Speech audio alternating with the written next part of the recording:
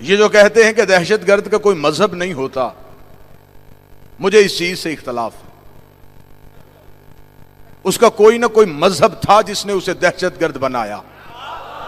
سرکار انتہائی غیر ذمہ دارانہ یہ بیان ہے جو ٹی وی سکرین پہ آ کے دے دیا جاتا ہے کہ یہ دہشت گرد کا کوئی مذہب نہیں ہوتا۔ یہ صرف اس لیے بتایا جاتا ہے کہ اگر ہم یہ کہہ دیں گے اس کا کوئی مذہب ہے، پھر مذہب بھی بتانا پڑے گا۔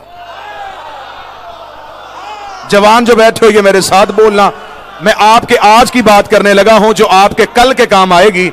کرائے کے قاتل بھیج کے قتل کروانا ہندا کے بیٹوں کی پرانی عادت۔ یہ جو پوری دنیا میں دہشت گردی ہو رہی ہے، سرزمین یورپ بھی محفوظ نہیں رہی، جو پوری دنیا میں دہشت گردی ہو رہی ہے۔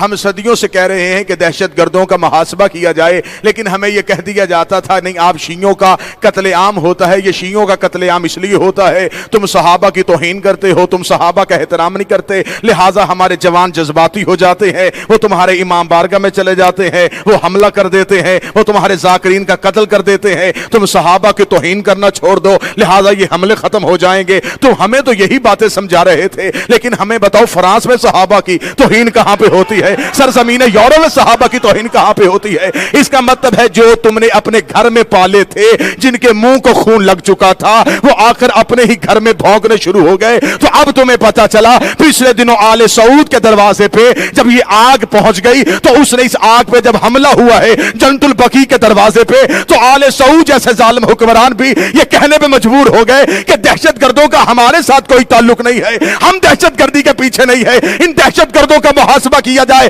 تم آج مدینے کی دہشت گردی میں بولے ہو، میں پوری دنیا کے اس نمائندہ مجمع کے سامنے کہہ رہا ہوں، سب سے بڑا دہشت گرد وہ تھا جس نے محمد کی بیٹی کا در جلایا۔